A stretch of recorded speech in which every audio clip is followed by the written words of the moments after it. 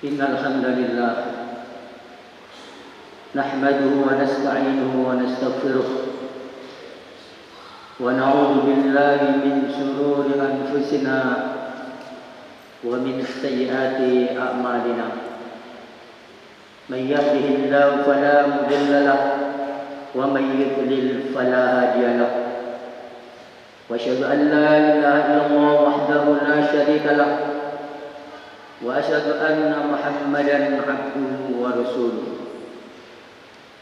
اللهم صل على محمد وعلى آل محمد كما صليت على إبراهيم وعلى آل إبراهيم إنك حميد مجيد وبارك على محمد وعلى آل محمد كما باركت على إبراهيم وعلى آل إبراهيم إنك حميد مجيد يا أيها الذين آمنوا اتقوا الله حق تقاته ولا تموتن إلا وأنتم مسلمون يا أيها الذين آمنوا اتقوا الله وقولوا قولا سديدا يصلح لكم أعمالكم ويغفر لكم ذنوبكم ومن يطع الله ورسوله فقد فاز فوزا عظيما أما بعد فإن أصدق الحديث كتاب الله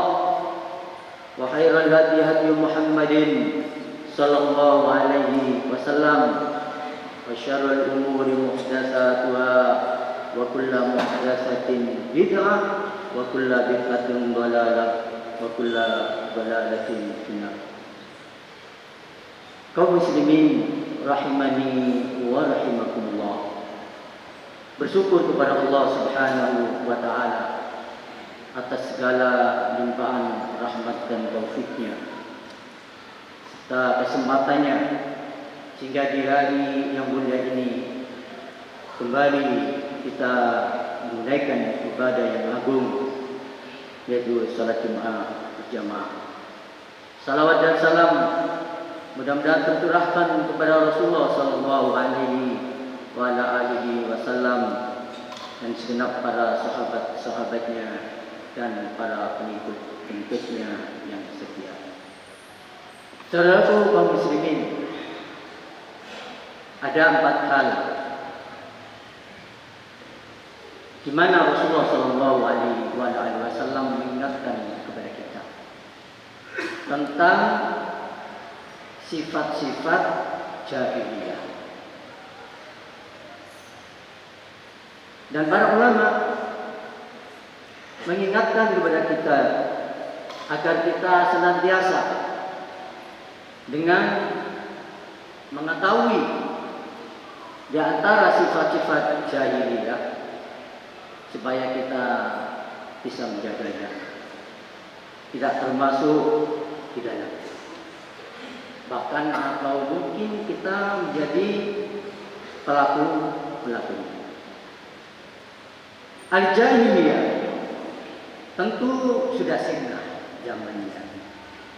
Setelah Rasulullah sallallahu alaihi wasallam diutus. Tetapi sifat tersebut masih terus ada. Terus dilakukan oleh umat Rasulullah sallallahu alaihi wasallam. Dari itu hendaklah kita menjaganya. Rasulullah sallallahu alaihi wasallam bersabda, "Arba'un fi ummati min amril jahiliyah la yatrukunahunna."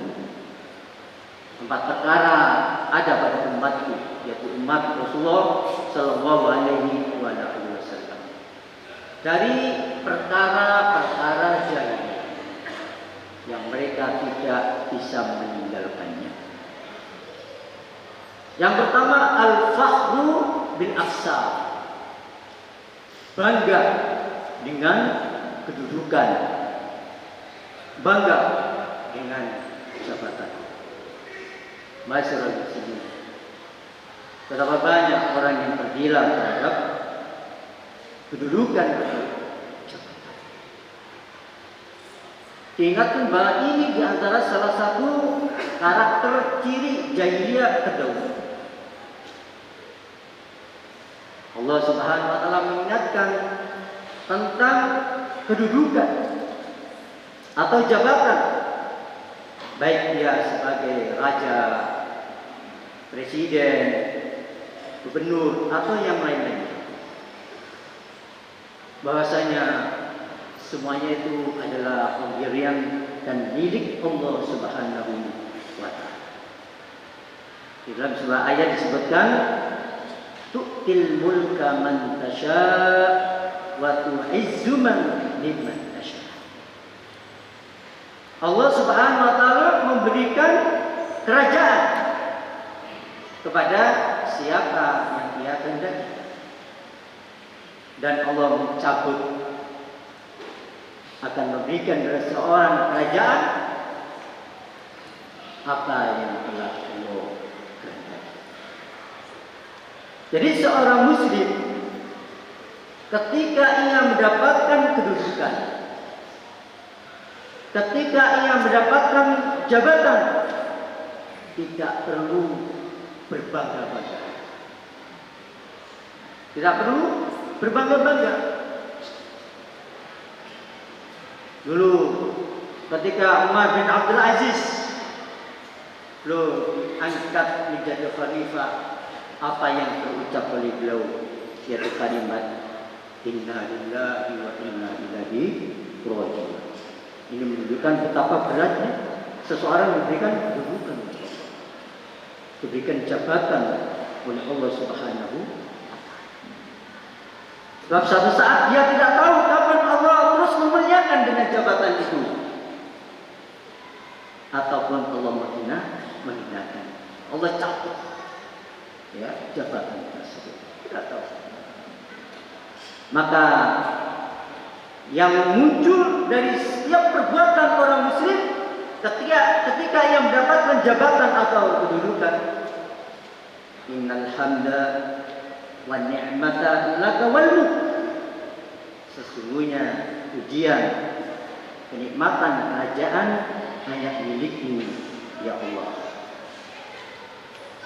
Dengan demikian ia akan berlaku sebagaimana yang telah diamanatkan kepadanya. Ketika ia diberikan kedudukan, ketika ia diberikan jabatan, ia akan lurus dan menggunakan kedudukan dan jabatannya itu sesuai dengan syariat Allah Subhanahu wa taala dan tidak sebaliknya. Dia tidak berbangga ya, tapi dia meninggalkan amanah yang telah disyariatkan oleh Allah Subhanahu wa taala. Kemudian yang kedua, ma'asyiral muslimin, a'azani Allah wa iyyakum, yaitu waqa'u bil ansab, mencela keturunan. Jadi seorang melecehkan, merendahkan keturunan orang lain, baik itu satu golongan atau satu suku di antara suku yang lainnya. Ya. Di sini Islam memberantas tentang pelecehan terhadap atau merendahkan keturunan. Tidak boleh. Karena ini termasuk min sifatil jahiliyah, dari sifat jahiliyah. Allah Subhanahu wa taala tidak melihat bentuk rupa seseorang. Innallah la yanzuru ila suwarikum wa ajsamikum. Allah tidak melihat bentuk rupamu, bentuk fisikmu bagaimana.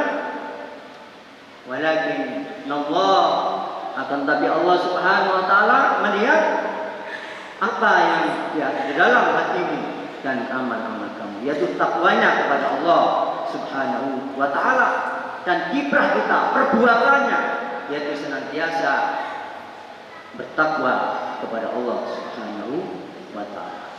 Inna akramakum indallahi atqakum. Maksudnya semulia-mulia di antara kalian itu adalah orang yang paling takwa di antara kamu. Ini bukan karena asapnya, ya, bukan karena keturunannya. Kita perhatikan bagaimana Nabi Nuh alaihissalam, putranya Nabi Nuh, istrinya Nabi Nuh. Surga apa neraka? Neraka. Muslim atau kafir? Kafir. Ya. Beliau Nabi Nuh siang malam berdakwah kepada Allah agar keluarganya terkhusus dan umatnya senantiasa beribadah mentauhidkan Allah Subhanahu wa taala. Meskipun demikian tidak menjamin ya keturunan seorang nabi Allah Subhanahu wa taala itu menjadi seorang mukmin, menjadi orang-orang yang taat kepada Allah Subhanahu wa taala. Begitu juga Nabi Lut alaihissalam, istrinya Maman Nabi sallallahu alaihi wasallam, Abu Lahab. Keturunan orang-orang yang mulia, bahkan keponakannya sendiri, orang-orang yang paling dimuliakan oleh Allah Subhanahu wa taala. Tetapi tidak menjamin bahasanya mereka beriman, bertakwa kepada Allah Subhanahu wa taala. Maka itu kaum muslimin azanillahu wa iyyakum, jika ada pada diri kita keturunan yang baik, keturunan yang mulia, tidak perlu kita banggakan. Nah, karena ini adalah merupakan min sifatul jahiliyah, jadi sifat-sifat jahil. Kemudian yang ketiga, wal istisqa'u bin nujum, yaitu meminta hujan dengan perantara bintang-bintang. Apakah ada di zaman ini? Ada. Mengaitkan hujan turun dengan bintang-bintang. Atau meminta hujan dengan perantara bintang-bintang. Pada tahun-tahun yang lalu ya pernah terjadi, pawang-pawang semua dihadirkan, orang-orang pintar semua dihadirkan, dukun-dukun macam-macam semuanya untuk supaya mendatangkan hujan. Ini termasuk perbuatan-perbuatan jahiliyah. Sebagai seorang muslim, lah ada tuntunan dari Rasulullah Shallallahu Alaihi Wasallam, kalau terjadi peceklik, tidak turun hujan yang sangat lama, kita disunahkan untuk sholat 2 rakaat, yaitu sholat istisqa, sholat minta hujan, dan memperbanyak sedekah, memperbanyak istighfar kepada Allah Subhanahu wa taala. Sebagaimana yang pernah terjadi pada khalifah asalnya yang kedua Umar bin Khattab, ketika terjadi peceklik, beliau ke lapangan bersama masyarakatnya beserta rakyatnya untuk meminta kepada Allah Subhanahu wa taala, tidak lewat perantara yang lain. Dan ini juga yang diyakini oleh orang-orang jahiliyah terdahulu, termasuk juga lewat perantara orang-orang yang soleh yang telah meninggal dunia. Siapapun orang-orang yang soleh tidak boleh meminta kepada mereka dalam kapasitasnya yang tidak mampu untuk menurunkan hujan. Kalau ditanya, mampukah seorang menurunkan hujan? Baik ketika dia hidupnya, lebih-lebih matinya? Tentu tidak bisa. Tentu tidak bisa. Maka itu Allah Subhanahu wa taala menyindir orang-orang yang demikian ini di dalam Quran surat Yunus, surat yang ke-10 ayat yang ke-18. Wa ya'buduna min dunillahi ma la yadhurruhum wa la yanfa'uhum wa yaquluna haula'i syufa'auna. Ini orang-orang jahiliyah terdahulu. Bahasanya ada mereka orang-orang kafir Quraisy itu membuat tandingan-tandingan selain Allah. Di samping dia menyembah Allah, meminta kepada Allah Subhanahu wa taala, tetapi mereka masih membuat perantara-perantara untuk dimintai sebagai perantara kepada Allah Subhanahu wa taala. Dan betapa banyak yang terjadi di umat ini, ya, bahwasanya tidak langsung dia memohon kepada Allah hajatnya, padahal Allah mengatakan ud'uuni astajib lakum, mintalah kalian kepadaku. Jadi minta kepada Allah Subhanahu wa taala langsung, pasti Allah akan mengabulkan permintaan. Di sini Allah tidak memerintahkan mintalah kepadaku lewat perantara-perantara, tidak. Dan ini yang terjadi banyak di kalangan kaum muslimin. Makanya seorang yang telah mengucapkan la ilaha illallah Muhammadur Rasulullah tidak menjamin dia akan terjangkit penyakit jahiliyah, yaitu dia berbuat syirik kepada Allah Subhanahu wa taala. Masyaallah muslimin, a'azzanallahu wa iyyakum. Kemudian perkara yang keempat yang senantiasa dilakukan oleh umat ini adalah waniyah, yaitu meratapi orang yang meninggal. Para ulama mengatakan maksud daripada meratapi ini yaitu mengeraskan suara karena meratapi orang yang mati. Yang kedua yaitu berlebih-lebihan, ya, menangis, sedih karena meratapi orang yang sudah meninggal dunia, karena orang yang sudah meninggal dunia. Ini termasuk perkara jahiliyah yang sering terjadi, ya.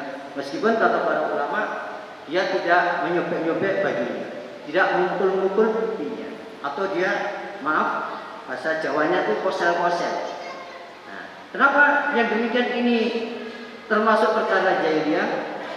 Nah, karena ini termasuk orang yang tidak ridho dengan takdir Allah Subhanahu wa taala. Ya, tidak ridho dengan takdir Allah Subhanahu wa taala. Maka sejujurnya seorang muslim ketika ia mendapatkan musibah, langsung ketika itu ia bersabar atas ridho Allah Subhanahu wa taala. Ya, para ulama dibolehkan ia menangis, ya, karena kecintaan kepada yang ditinggalkan. Kesedihan itu pasti, menangis itu pasti, tapi ini yang dimaksudkan adalah kesedihan sayang, bukan dia itu meronta-ronta, ya, sampai menjerit-jerit, ya, ini termasuk nihaya, ya. Dan Rasulullah SAW mengingatkan seorang wanita, ya, wan nahiyatu idza lam tabuk, apabila dia tidak bertobat qabla mautiyah tuqamu yaumul qiyamah ala sirban min qatran, ya, apabila dia tidak tobat sebelum matinya, dia dibangkitkan di hari akhirat itu, ya, bahwasanya dia akan dibangkitkan di hari kiamat dengan pakaian yang dicampur dengan cairan-cairan timah. Ini bagi orang-orang yang senantiasa meratapi, ya, yang termasuk tidak menjadikan takdir Allah itu sebagai acuannya, tidak ridho kepada takdir Allah Subhanahu wa taala. Masyaallah muslimin, a'azzanallahu wa iyyakum. Empat perkara yang saya sampaikan ini bukanlah merupakan pembatasan, tetapi ini merupakan tamsil, ya, merupakan tamsil dari contoh-contoh dari sekian banyak perkara-perkara jahiliyah. Bahkan disebut oleh para ulama ada 128 sifat-sifat jahiliyah. Mudah-mudahan sedikit yang disampaikan ini bermanfaat. Aku lupa ada wassalamualaikum.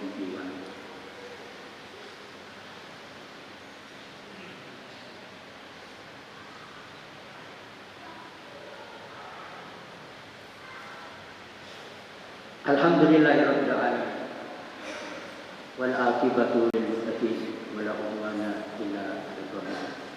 Sebagai tambahan dari 4 hal yang disebutkan oleh Rasulullah sallallahu alaihi wasallam dalam majlisnya, yaitu di dalam Al-Quran ada 4 hal juga yang disampaikan oleh Allah Subhanahu wa Ta'ala. Jadi kami bacakan secara singkat dari firman Allah Subhanahu wa Ta'ala. Yang pertama dalam Quran surat Ali Imran ayat 154, wa ta'ifatun qad ahammathum anfusuhum yadununa billahi ghairal haqq dhannal jahiliyah. Sebagian orang-orang munafik itu mereka telah dicemaskan oleh diri mereka sendiri. Ya, bahasanya mereka berprasangka kepada Allah dengan prasangka yang tidak benar, yaitu prasangka jahiliyah. Apa di antara disebutkan dalam tafsirnya ini adalah mereka bersangka jelek kepada Allah, ya, dalam hal apa yang telah diperbuat oleh Allah Subhanahu wa Ta'ala. Baik itu berkenaan dengan syariat-syariat Allah Subhanahu wa Ta'ala. Dan ini kejadian di kalangan kaum muslimin, ya. Misal Allah Subhanahu wa Ta'ala telah tentukan syariat-syariatnya yang mulia, tetapi mereka lari dari syariat-syariat Allah Subhanahu wa Ta'ala, ya. Bahkan ada yang mengatakan syariat Allah tentang ini tidak cocok diterapkan di Indonesia. Kemudian yang kedua, afahukmal jahiliyati yabghun wa man ahsanu minallahi hukman liqaumin yuqinun. Apakah hukum jahiliyah yang mereka hendaki?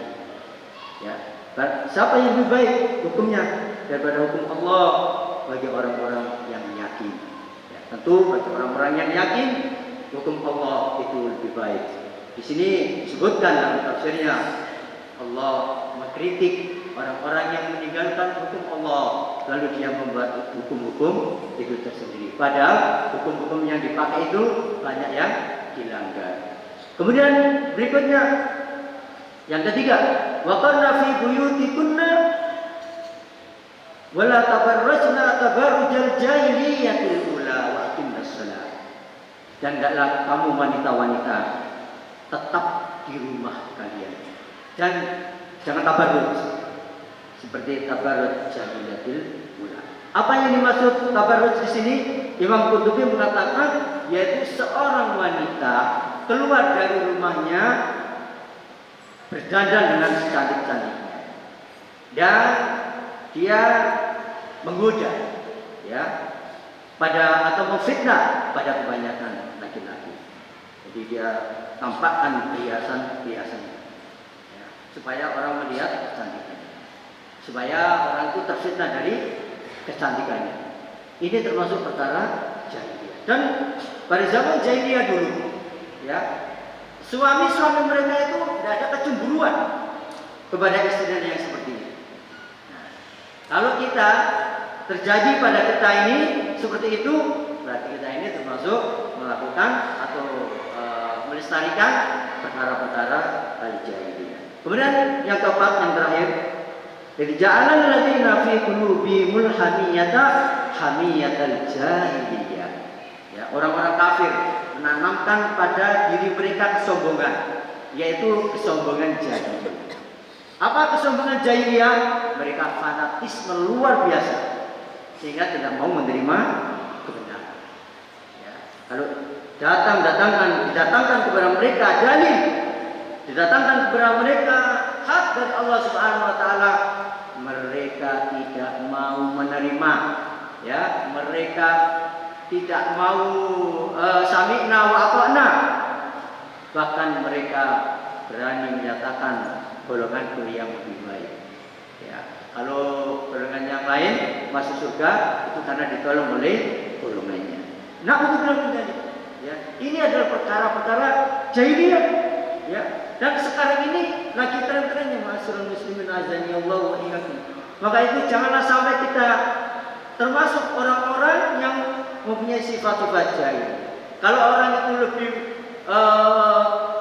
menyukai golongannya, fanatismenya luar biasa, dan ketika itu dia diberikan keterangan-keterangan dari Allah yang benar, baik itu dalam masalah-masalah akidah ataupun tentang syariat atau yang lain-lain, ya, dia tidak mau menerima, maka ini dia itu termasuk orang-orang yang melestarikan sifat jahiliyah. Waliyadzubillah.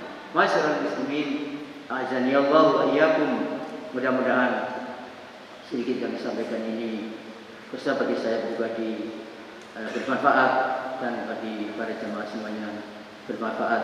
Kita bisa mengambil ilmu dan kita bisa mengamalkan, dan semua kita senantiasa selalu belajar untuk menggali sifat-sifat jahiliyah yang lain-lainnya, ya, supaya kita tidak termasuk orang-orang yang berbuat jahiliyah, yang berbuat sesuatu yang tidak diridhai oleh Allah Subhanahu wa taala, dan sesuatu yang paling tidak disukai oleh Rasulullah sallallahu alaihi wasallam.